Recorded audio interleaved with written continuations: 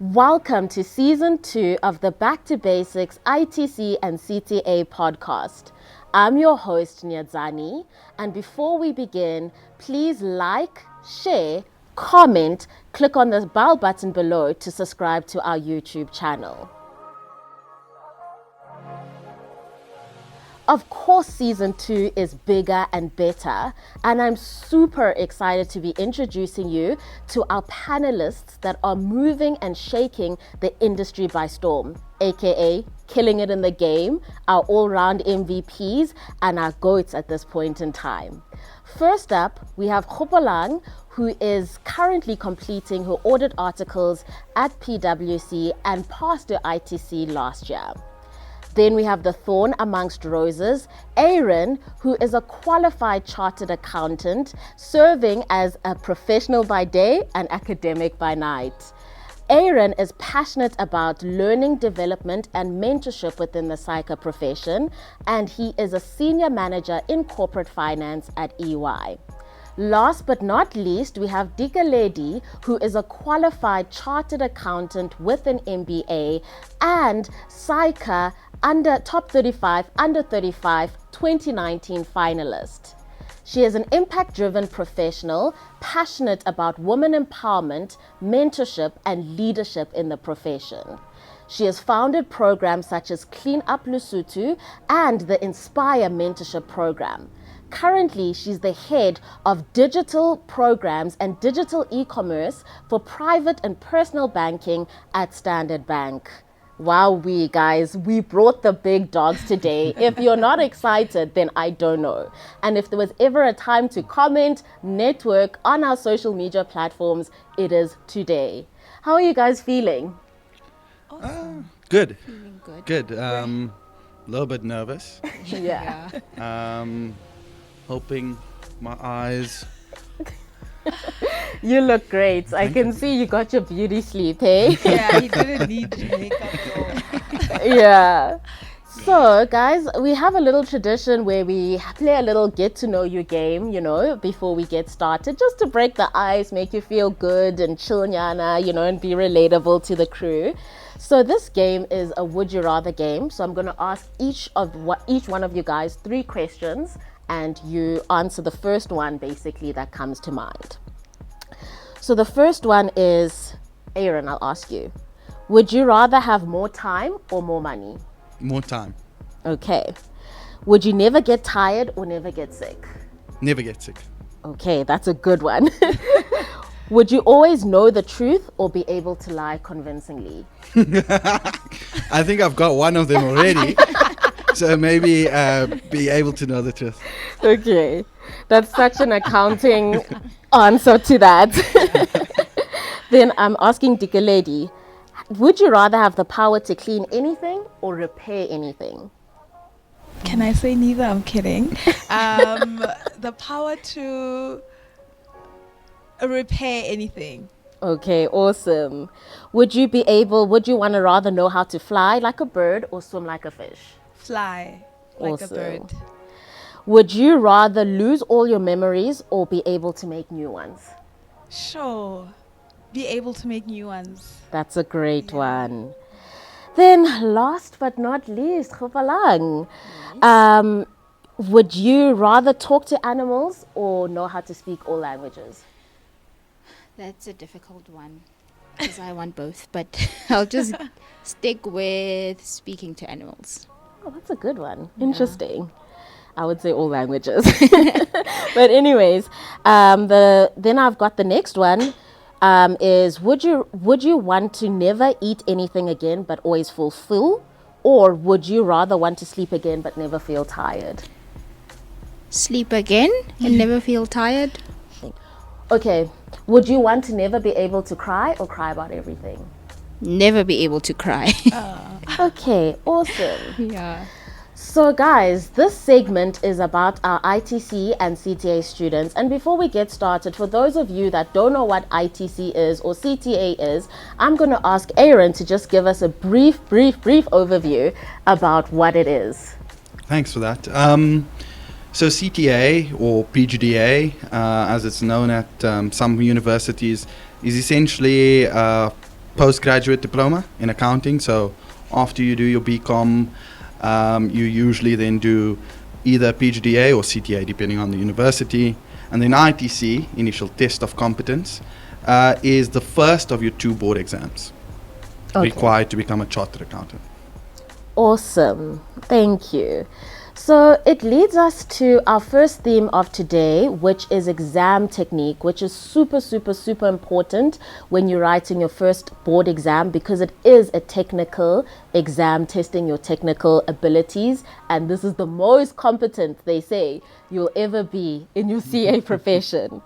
So I'm going to start off with you, Aaron. What would constitute as exam technique, and why is it so important? So exam technique really comprises of, I would say, at least 5 things. The first being time management, being able to manage your time in an exam, knowing when to move on.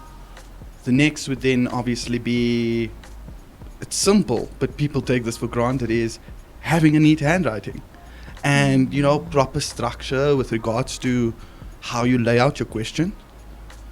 And then I would say the third one is probably reading time. So using the time.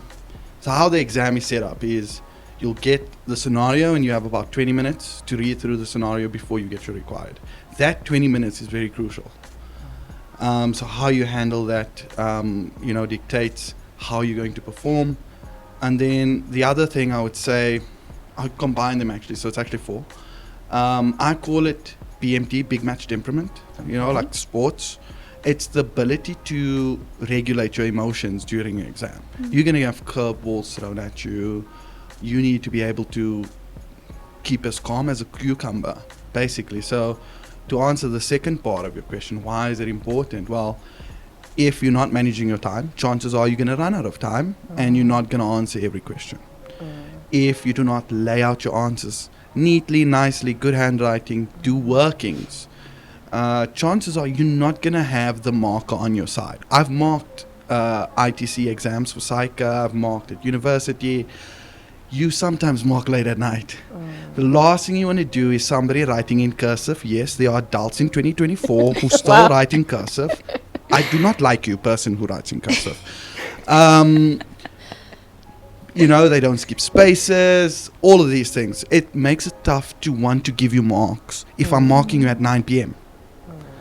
Right? And then the next thing, reading time. You can tell when somebody has not read the scenario and they don't understand what they've read because they read to respond.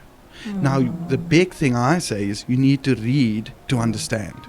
This, we can spend 2 hours just talking about this because this is not just an individual thing. It's also partly our education system. Sorry, Angie. And then lastly, BMT, right? So managing your emotions like anything in life. You're going to get thrown curveballs. You need to be able to keep calm because once you get flustered, you are going to doubt every single thing you need to do. And you need to have confidence in your ability, in what you've learned, etc., to be able to give your best. And that's why exam technique is so important. I think with a lot of our students, that is the biggest difference between those who pass and those who fail. It's not the technical component, in my experience. Okay, perfect. I actually have a follow-up question, but it's directed to you, Khobolang. Yes. You recently passed, and Aaron mentioned such an important point about regulating and managing your emotions. What did you do in that space between your PGDA and ITC to regulate your emotions? So, having a good support structure is good. Like, that's the number one point. Have a good support structure. Anything that you think is going to throw you off of your emotions, just get rid of it. Right? It can be also people. It can be your habits that get you to a point where you don't feel motivated to study or you don't feel like you're going to pass, you're negative. So having a good support structure and also taking care of yourself, right? Physically, making sure, because people will snack on chocolates and chips and I'm just like, do you think that's also going to help in the exam? Because this is sort of like a marathon. You're running and you need to keep fit until you finish. So keep yourself healthy, keep, praying, whoever God you pray to, pray, and keep people that want to see you prosper. Keep people that see you as being a CA, and say, yeah, I know you're going through this, but you're going to be a CA. You've got this. So that's what I would say. All right, perfect. Thank you for that. Then, Dikaledi, what was the hardest part? So if you take yourself back in the day to when you were a student and you think about it, what was the hardest part of the exam technique for you? And how did you overcome that? Yeah, I have to really think like way back. But I think, first of all, it's a little bit of what was shared about making sure that you're in the right mental space. I found that in the exams, whether it was like the big exams or like the tests leading up to the main exams, like if I went in there thinking that I've already failed, I was probably not going to do well. And I think that was the game that I lost. I failed CTA the first time. And I think I didn't fail the exam. I think I failed the year, like mentally. I somehow told myself that I just don't know if I'm going to make it. And I was someone that had never failed before, getting top marks and all of that. So I think that mental game is really what you're playing. And you have to tell yourself, like if you watch these sports movies, they'll say like until the whistle blows, you are still in the game.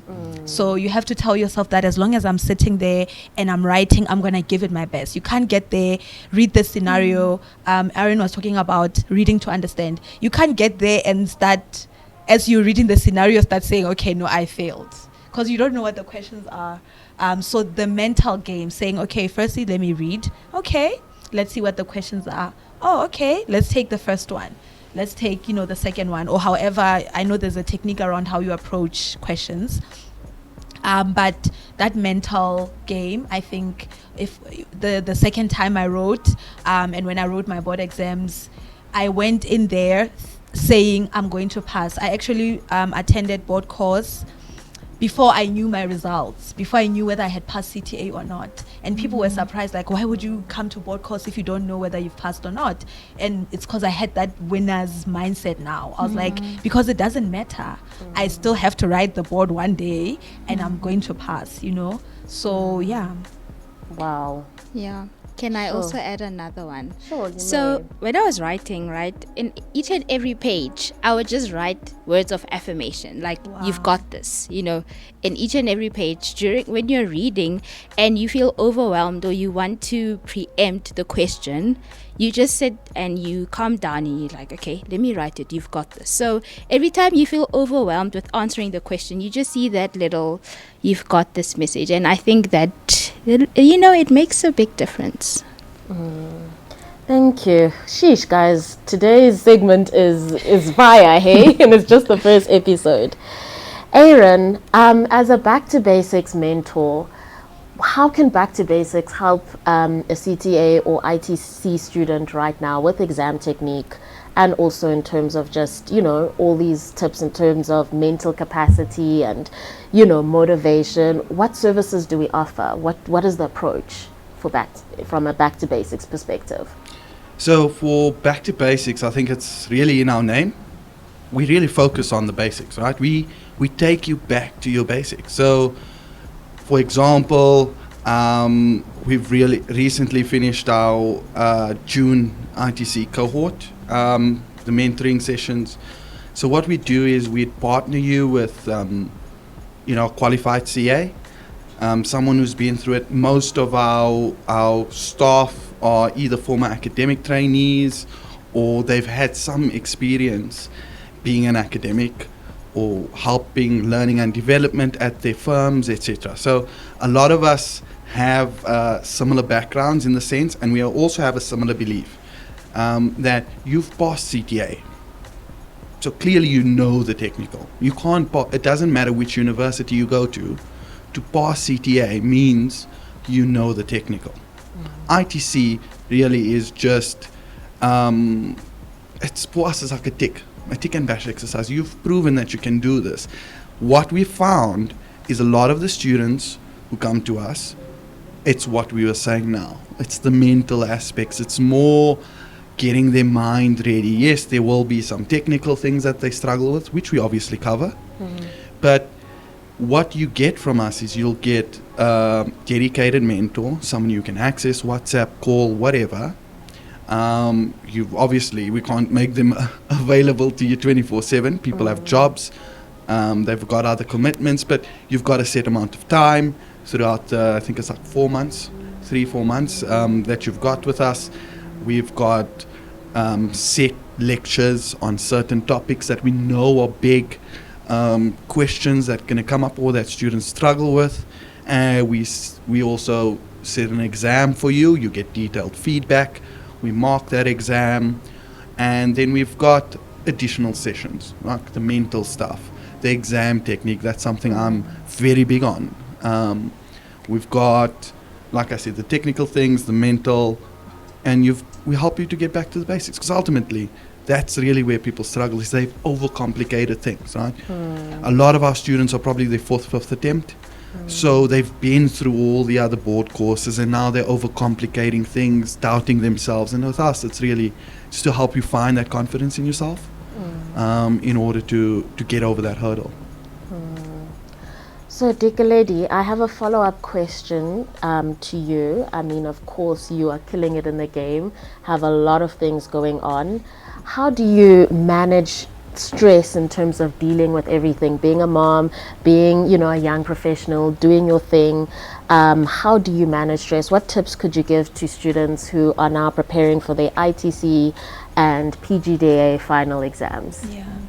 So you're right. I do a lot of things, and since high school and in varsity, and I think what I try to do is prioritize. So not everything is important at the same time. So for example, when I was preparing for exams, that's what I would focus on. Like even church activities that I used to do, I would pause for that time and I would focus on this goal at hand. And I mean, these exams are very, they are demanding, they require a lot of your time, a lot of focus. So firstly, it's prioritizing that season of your life, but also it's doing things that fill you up so that you can show up for the exam. So you can't just be all about the exam and the subjects that you have to do and the back to basics activities that you have to do. You also have to think about what fills my cup.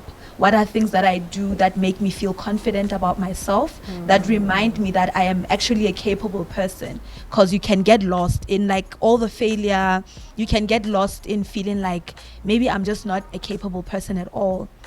But some of the things that I used to volunteer for over the weekend, I would come back feeling like, no man, I'm a capable person. I have a lot to offer. I just need to overcome this hurdle. So I think we have to think about the things that give us confidence and that give us meaning and purpose, and make time for that to boost our confidence and our sense of meaning for why we need to pass this exam and what it's going to enable for us. So, and I think what kept me going was knowing, I used to have this thing on my wardrobe.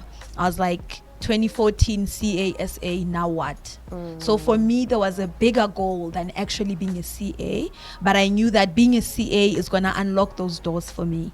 So I think it's important that we do other things, but it's also important that we prioritize and that we focus the things that we do to what's going to help us to pass and to be successful. Yeah. Perfect, thank you. Then my last question for the day is directed to you. Again, another follow-up question. We've been talking about prioritize. So in terms of studying, is doing every single past paper something that one should be considering, or how do you prioritize what to study and what not to study? Okay, so first of all, you would have to look at the specific topics that you actually struggle with, right? Because I promise you, if you walk into the exam and you know you don't know any, maybe IFRS 15, and it comes in, it's going to throw you off.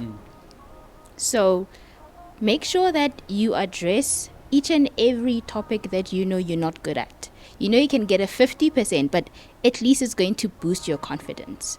But doing all the papers, I don't think there's time for that, right? It's about learning from that question. Like, I used to, after doing a question, right, and I understand why I got things wrong, I would have a piece of paper to write, okay, this is the mistake you must never repeat. This is what you need to know so that you don't ever make the same mistake. So that's how I used to do it. So practicing everything, if you have time for that, please do. But I just used to look at what I used to struggle with so that I can boost at least my confidence to say, even if I don't know all of it, but I've practiced, I know some of it. Can I just add Yes, as well? yes. I remember one of the things that one of the lecturers told us back then was we get a lot of confidence, and because we're struggling, right? We sometimes get this good feeling from doing things that we know over and over again. True. And that's where people get it wrong. So I like it when she says, actually focus on the things you don't know. It's like when you go to the gym, you focus on the muscle you want to build, not the stuff that's already looks great and amazing. Yes. I have an experience where I had to rewrite my exam. And I was doing CTA, then I had to rewrite a paper, and I got sick like Tuesday. I knew on Tuesday, and we're writing the following Tuesday, and then I immediately took leave, went home, and then I got sick, and I was in bed useless till like the Friday. And so I realized that I only have like 2 days that I can be productive, and I just focused on the things that I didn't know. That's it. I was like, everything else I already know. I just literally focused on the things that I didn't know, and I passed that exam. So I think really learning, I just wanted to give that story as an illustration of that learning. Yeah. That's awesome. Sheesh, guys. Unfortunately, we are reaching the end, but I'm going to give my last question to Aaron. Are there any last closing comments that you would like to add in terms of our segment exam technique? Yeah, I actually just remembered what the fifth point was. It's what you guys touched on, which was essentially having a work plan. Especially for ITC, you've got about most people will finish their CTA, PGDA about 2 months before their exam. One thing is, very importantly, is you need to set up your time. You need to plan that time. More often than not, it's going to be December. It's just going to be a fun time. So from my personal experience, I remember we had board course like early December. I even told my mom, like, I need a week. I studied from the town that I'm at. So the nice thing was I could book Res for a week. So I went to Res for a week just so I could study, like, without family, anything, eating 2-minute noodles. I'm missing out on the nice food at home, but I just needed to get into my grind, right? So in that week, I planned my month or and a half to study. I put in the difficult topics in the forefront to tackle them head on. You want to get them, don't leave them for the last minute, right? Get the difficult things out of the way. One of the things I struggled with was discussion in tax and accounting. What I then did was go back to the basics. Second year, I took second year textbooks which explain these concepts in the most basic format, and that helped me to then overcome that difficulty I had with discussions, right? So to close out, I'd say having a plan, having people that support you. I remember I planned to study over the Christmas holidays, and my mom was like, dude, like at least 2 days, right? So I took Christmas, Boxing Day, because those are big family days in my family. Like those 2 days we spend with our families, our extended family. So she's like, at least take those days, and it filled my cup. I'm a family man. I love being with my family. So that filled my cup. I was more motivated, reminded me why I was doing this. And obviously I'm sitting here as a CA. Wow, shout out. Cheers to that. Guys, I hope you're really taking it in and listening. I'm also just going to give you a small little segment or opinion on this matter. So, Aaron, I actually know you from 2017 BEP, which is the Business Experience Program for like students who are in the profession. I miss Pip. And you were literally the facilitator. And I remember I asked you a specific question. I was in my third year accounting, like obviously third year accounting, and I was struggling a lot with accounting. It's IFRS 15, which you mentioned. And I remember Aaron in the last day taking us through the different like exam techniques for that specific topic. And I knew I was in winter school, so I knew I was writing a sub for accounting. And I just wanted to say that day basically motivated me to pass this thing at the end. And even just that program itself, because of you, Aaron, inspired me to actually continue the journey as a CASA. So yeah, I just wanted to give that opinion or that insight. So guys, you're really with a crew of people that know what they're talking about. So don't look at this video and take it for granted. Please engage, like, share, comment, and ask questions. And any one of us will respond to your questions as soon as possible. And again, you're the Gen Zs, you're the social media fam. So of course, I'm expecting a lot of engagement. But yeah, we've reached the end of the segment. Like I said, don't forget to like, share, comment, and subscribe to our channel. And I'm going to leave you with a quote for the day. Let me know your thoughts in the comment section. It says, personal development is the belief that you are worth the effort, time, and energy needed to develop yourself. Let me know what you think. Thanks, guys. Bye.